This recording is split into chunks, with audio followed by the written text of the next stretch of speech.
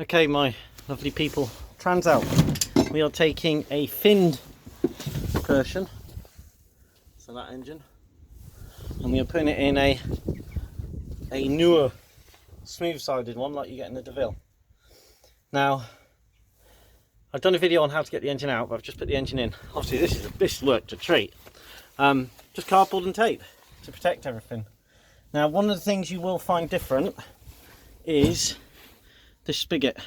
There's a spigot bush that did look like a top hat, but when they took the old engine out, that's the old engine. When they took the new engine out, sorry, the one I've got, they hacked it and cut it. Well, I had to tap this out because they just cut it through the swing arm spigot, look, and cut that, and that was welded into it, so I had to beat the hell out of it to get it out. But I've got it out, but obviously there is an inner diameter issue. So this is the size diameter of the spigot, the swing arm spigot. So we'll take that bolt off, and I can just show you the difference on camera, because I mean, I think this is the way to go. So you've got your shaft there. So this goes through here. It goes through the first part of the swing arm, then it goes through the bush, which is inside the engine, just there where I'm pointing with the thing. So then this goes through the back of the engine, through the other top hat on the other side, then through the swing arm, and then through the frame and pops out the other side. So this is the new one. So you don't have to be a genius to work out the difference in size. So between, on the side of the engine, this is obviously the engine that side, you've got this part here. So you can see these bushes are in here. So now I've either got to get some new ones or tap these ones out, but I've given them a quick tap. They don't seem to be moving, but I've barely lagged them with goo and heat and that. So that'll be the next thing. They're only a tenner each from Honda, my local Honda dealer. So for this piece, obviously in one piece as it were, so they're only a tenner each, so that's what I need, but I've obviously got to get them with the right diameter. Now so far it's in. Now I did do a video on how to get it out, so it is kind of the reversal, but where you're going to catch is on this bolt here. Yeah, it's going to catch on here, okay, and you won't be able to get it in. So I've wriggled and jiggled and I couldn't get it in. So all I did, I took a long pry bar, stuck it in there, and I literally just gave it a little wiggle like that, and it flopped straight in. So for people who are trying to put their engine in, yeah, so this is like a lot newer engine, but the cheapest engine I could find on eBay, which had the fins on it, was 400 quid, which is okay for a complete engine.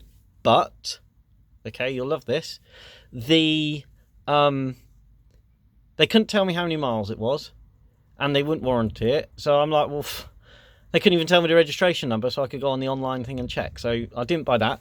And I picked up this bad boy that some guy bought for a project with 20,000 mile on it for £140, and it was literally down the road on eBay. So I picked it up, and now it's here. Now comes the fun part. Obviously I've got to change the pickup in there because the sparks are going to be different. This is a newer one with the single CDIs as well, so the single CDI rather than double. This is obviously the 650 engine, so I've got to change the pickups from that one into that one. Apparently they go straight in, so obviously then you've got your triggers at the right time for the spark. But I'm wondering whether I'm going to have to change the carburetors, because of course these carburetors are for a 600cc old engine with the fins on, whereas this is a 650 with the more modern engine. So I'm not sure, I might get away with it, but all the wiring seems to be the same, twin pins to connect. So now I've just got to wriggle it round and try and think about these top hats, and I do like that as well. That was a nice touch as well, where they put the grinder through. So if you're wanting to put that engine in, tape it all up, put a piece of ply in. That was actually what did work for me. Put a piece of ply in, a piece of 1/4 inch ply would probably be good, and then when it's half in, to support it, because the ply will support it, stop it going down in the gap between the frame. So you've got the gap between the frames, so it'll sort of stop it going down. Put the ply in and then slide it in like I did on the video. So this end goes in first at an angle, back end, with this end tilting forward, and then wriggle it across on the plywood, let the plywood slide across, and then what I did, I've just snapped the plywood off as needed, and the same as it got ready at the bottom, I just snapped it off underneath. So if you've got a piece of 1/4 inch ply, you could do that. This is like a bit thicker than 1/4 inch ply, but it's so rotten, I just bent it, but it did the job. So now it's just a case, it's in, the heads are pretty much in, so now I can put my hand in there, look.